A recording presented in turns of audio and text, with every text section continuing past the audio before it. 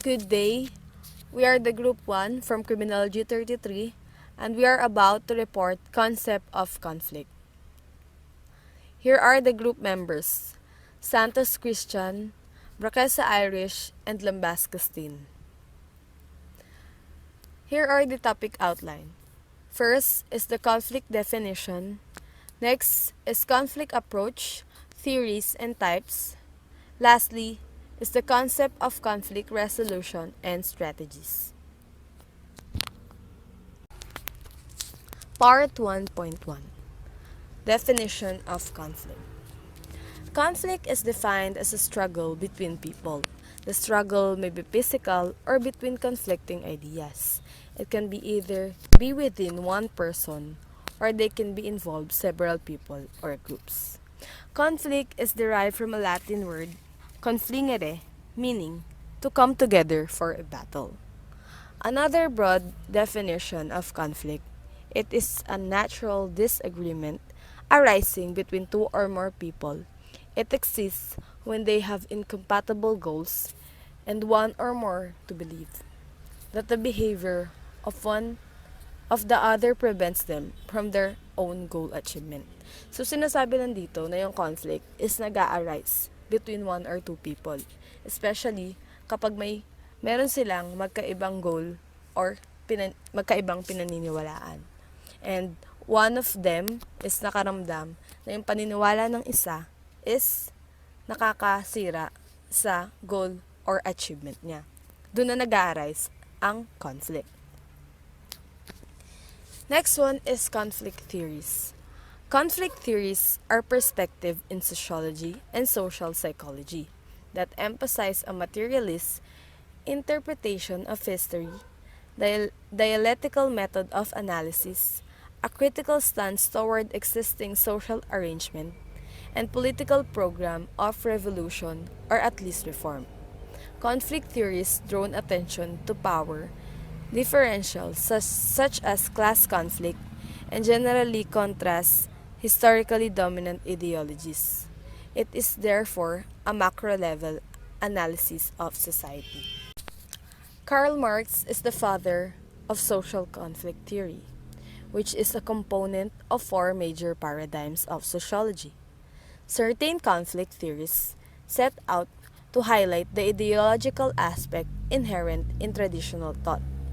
While many of these perspectives hold parallels, conflict theory does not refer to an unified school of thought and should not be confused with, for instance, peace and conflict studies or any other specific theory of social conflict. Here are the types of conflict.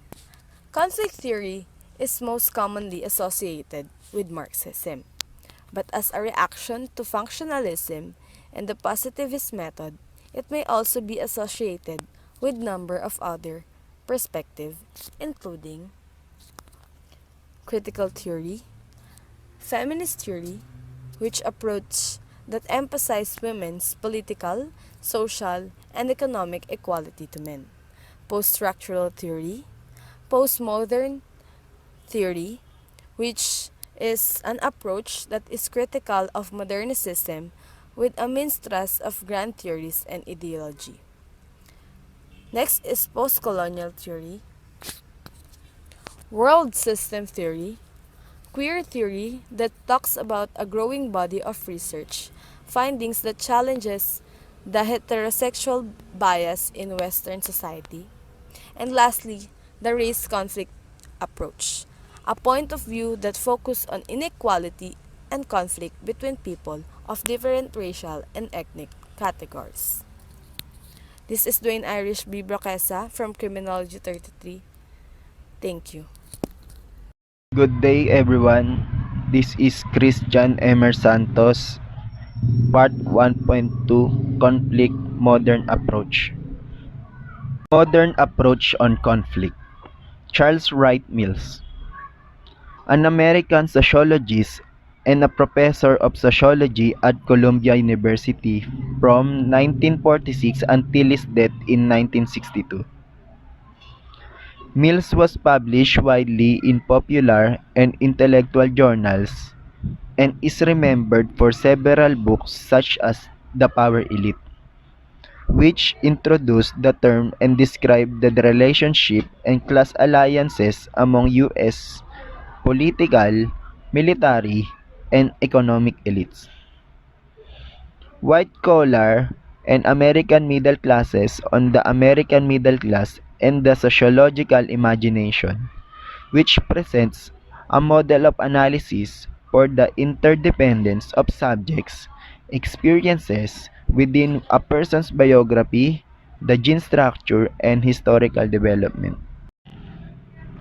Societies are defined by inequality that produces conflict, rather than which produces order and consensus. This conflict based on inequality can only be overcome through a fundamental transformation of existing relations in the society and its productive new social relations. The disadvantaged have structural interests that run counter to the status quo, which once are assumed will lead to social change. Thus, they are viewed as agents of change rather than objects one should feel sympathy for. So, according to him, yung mga disadvantage daw, since sila yung nakaka-experience ng disadvantage, they will find way to cope with that situation. That's why they are viewed as agent of change because they will be the one who initiate change for them and not an object one should feel sympathy for.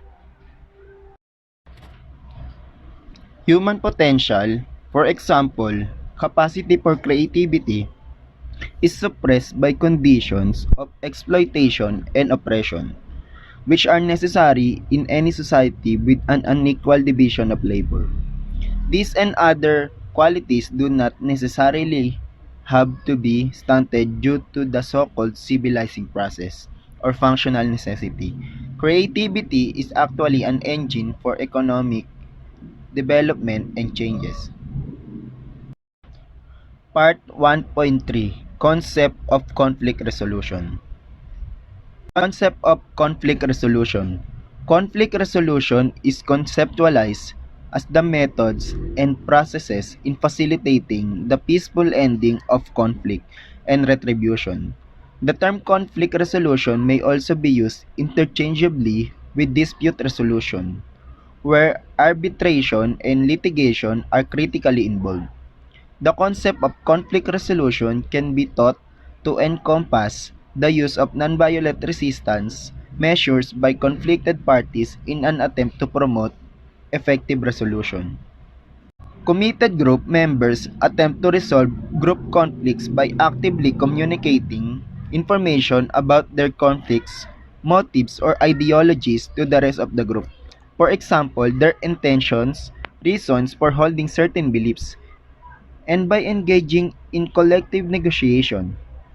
Dimension of resolution typically parallel the dimensions of conflict in the way the conflict is processed.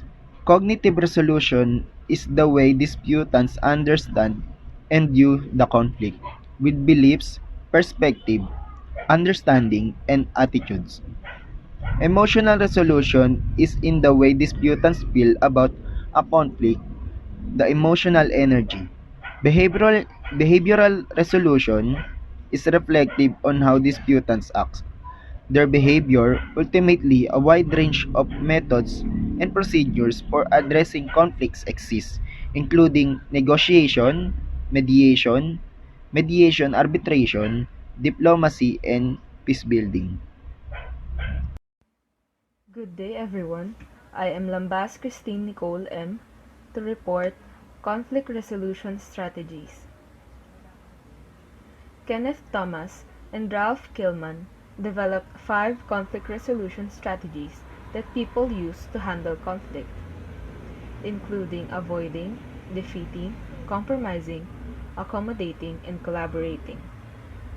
This assumes that people choose how cooperative and how assertive to be in a conflict. It suggests that everyone has preferred ways of responding to conflict, but most of us use all methods under various circumstances. Conflict resolution strategy number 1. Avoiding. Avoiding is when people just ignore or withdraw from the conflict. They choose this method when the discomfort of confrontation exceeds the potential reward of resolution of the conflict. While this might seem easy to accommodate for the facilitator, people aren't really contributing anything of value to the conversation and may be withholding worthwhile ideas. When conflict is avoided, nothing is resolved. Conflict resolution strategy number 2. Competing. Competing is used by people who go into a conflict planning to win. They're assertive and not cooperative. This method is characterized by the assumption that one side wins and everyone else loses. It doesn't allow room for diverse perspectives into a well-informed total picture. Competing might work in sports or war, but it's rarely a good strategy for group problem solving.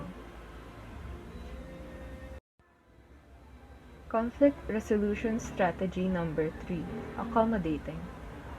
Accommodating is a strategy where one party gives in to the wishes and demands of another. They're being cooperative but not assertive. This may appear to be a gracious way to give in when one figure out she or he has been wrong about an argument. It's less helpful when one party accommodates another merely to preserve harmony or to avoid disruption. Like avoidance, it can result in unresolved issues. Too much accommodation can result in groups where the most assertive parties commandeer the process and take control of most conversations.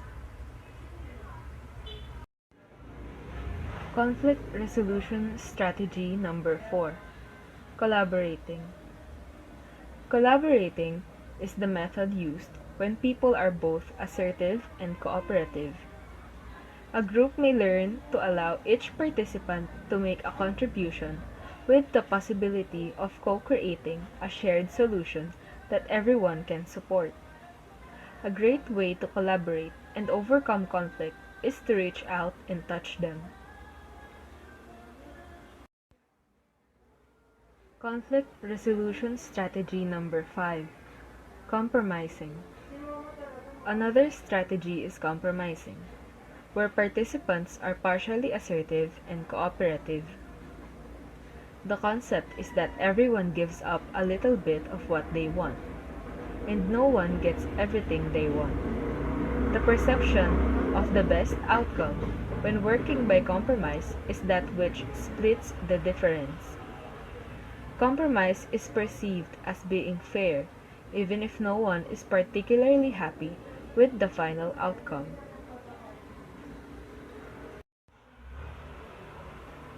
Conclusion.